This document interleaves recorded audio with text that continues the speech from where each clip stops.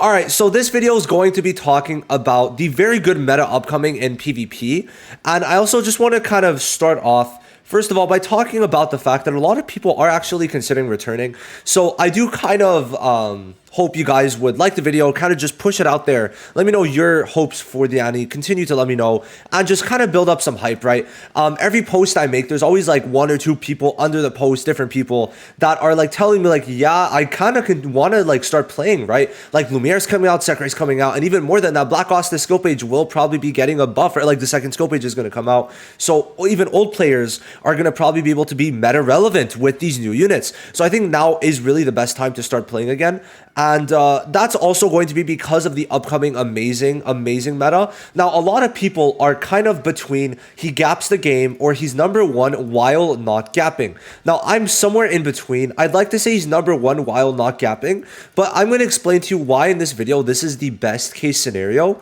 And he's number one clear, right? But he's not gapping the game completely, which is a really good thing to have at this current point in time, okay? So, I forgot where I put it. So these are the three main teams you'll see right now, okay? Or that's gonna be seen. It's going to be Black Divider, it's going to be Fuego, and then it's gonna be Mono Green. Those are the three main teams that are very present, right? Now, well, not really Fuego because he's bugged, but you know, when he's not bugged, right, that's going to be the teams you'll see. Then this fourth slot is going to go to Lumiere, which means there's going to be 4 complete team possibilities where Fuego is going to have different units, Black Divider is going to have different team units, obviously Mono Green is Mono Green, and then Lumiere is going to have different team possibilities. So in this video, we're going to talk about all of Lumiere's team possibilities for the people who want that, while also just kind of slowly talking about like the teams he's going to be able to, why he's going to work against these teams, okay? So what's great is that even if Black Divider is going to be like hurt by Lumiere, what they did is they made it so Black Divider can stun Lumiere, which is going to hurt him, right? Obviously, it's just going to be like that. So even if Lumiere could literally, the minute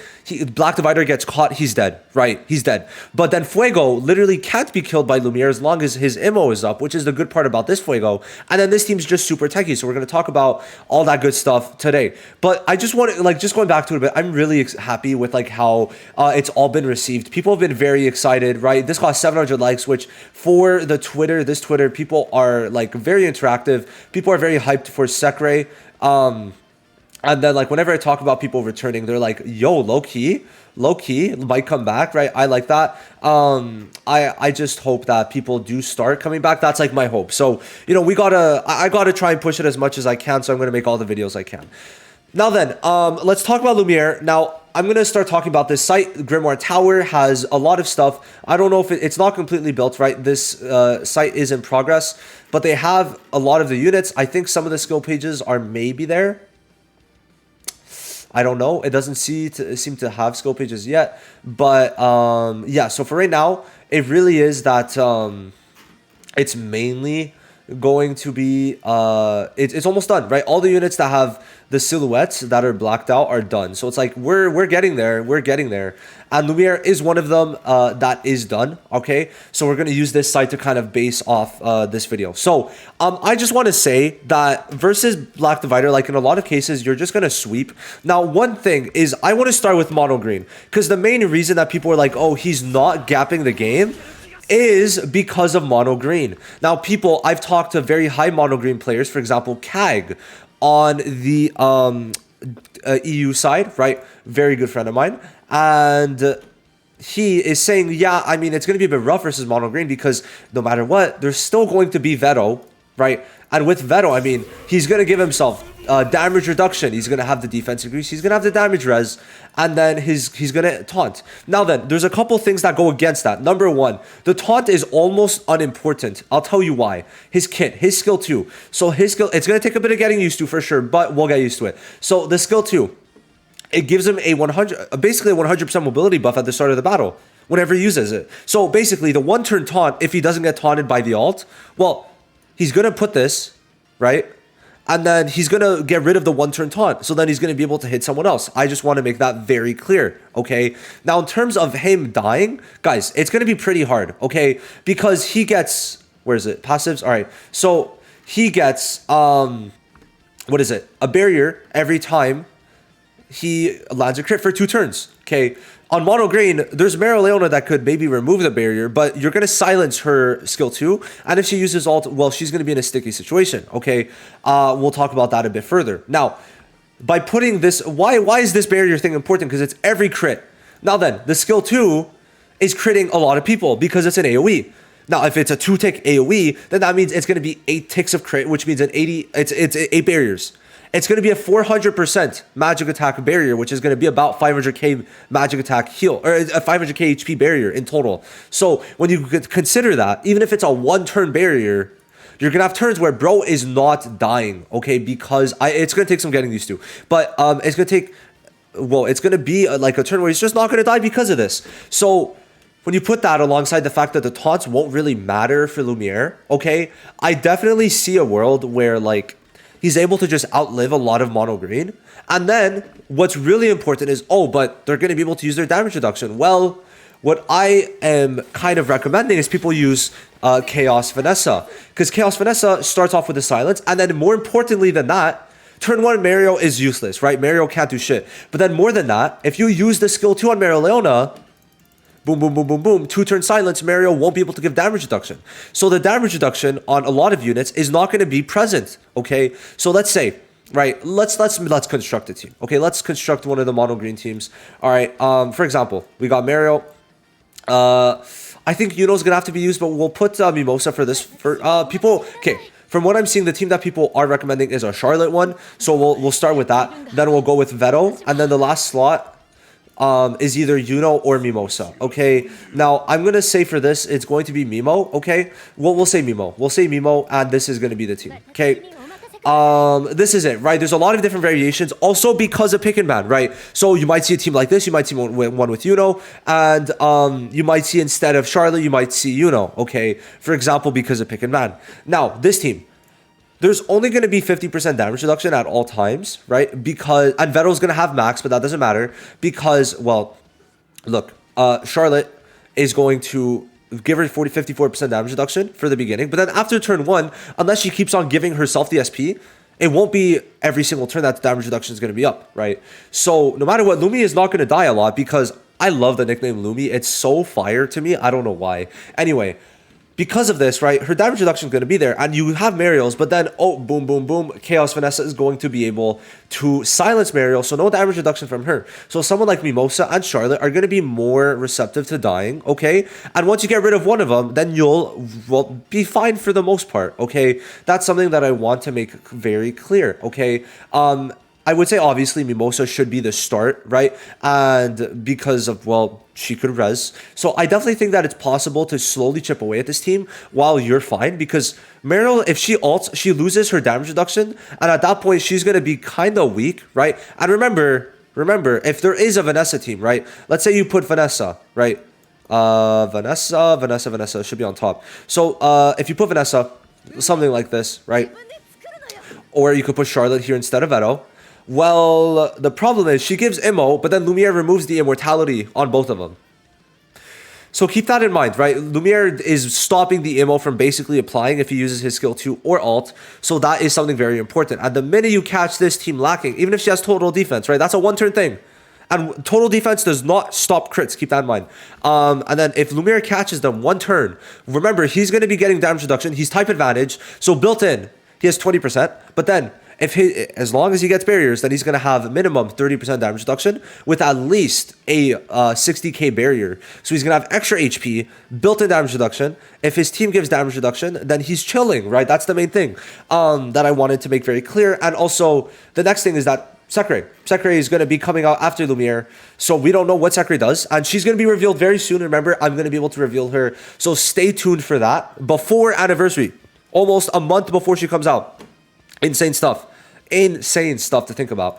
But like Lumiere's damage is going to be pretty good because this is a multiplicative buff. Okay, it's a multiplicative buff, and for example, I'll just show you right now my set that I have for Lumiere.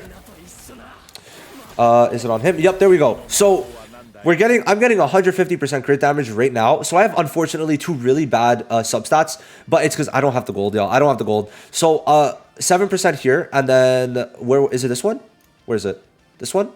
Yeah, here we got 5%. This one's really bad. Like this, thank God we got max, but here I'm missing. Oh, wait, whoa. Why is it so low? Hold on. Did I not max it out? Let me put 2. Let me put 2. One more. Okay, I'd fuck that then. But yeah, so I'm getting 150%. Now, why this is crazy, it's that's 150%, but then Lumiere has 75% crit damage. So that's 225% baseline. And then let's pull out a calculator, right? So let's put out a calculator. Okay, so look, 150, and then that's 75. So that's, wait, how much was it bonus? 152. 152.93, okay? Plus 75, okay? So this is his base crit rate, crit damage, 227. But then the Wizard King's Dignity multiplies that by 1.5.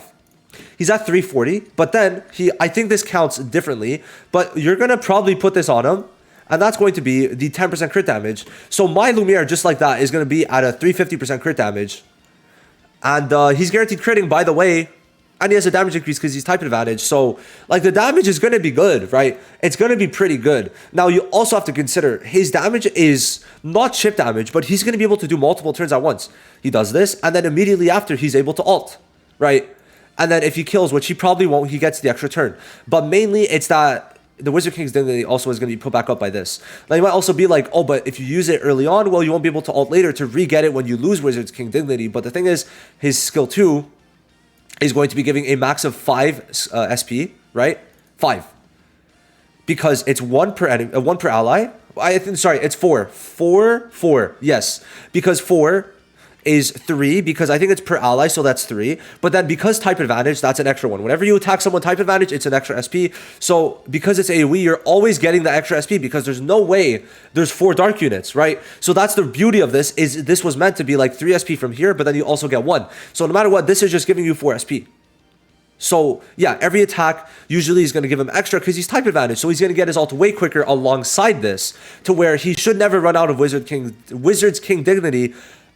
Wizard King's Dignity. Why did I say Wizard's King? Wizard King's Dignity, because of the fact that, well, guess what? He's going to be getting a bunch of extra SP from here and from being type advantage. So having this extra increases multiplicatively by 50% makes him way better than people might think. And then just, he should live a while because he's type advantage. Okay, type advantage. And then also is getting a bunch of barriers, and the damage reduction, now people are going to be like, oh, but the damage reduction won't be useful because the skill 2 lets him get an extra turn. Now, why is the damage reduction good? Let's talk about it. Basically, how it's going to work is that damage reduction is going to be good if you ult and you don't kill. If this is like multiple hits, that would be fire, bro.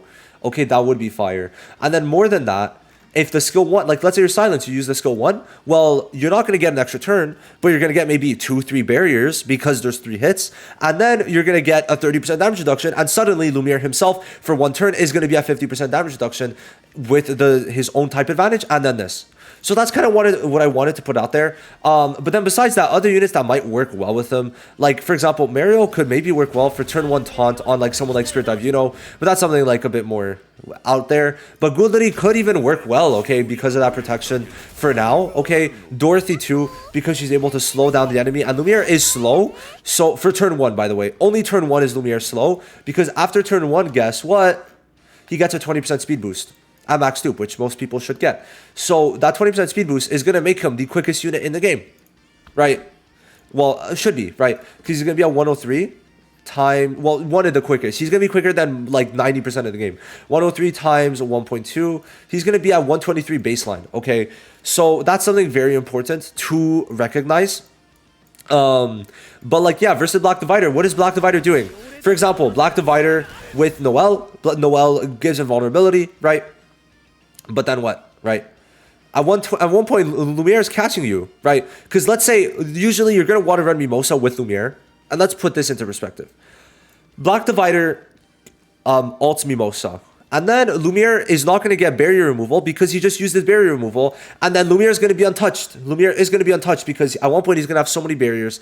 And at some point, even if Black Divider has invulnerability, he's going to get caught, right? That's what I wanted to make known. He will get caught.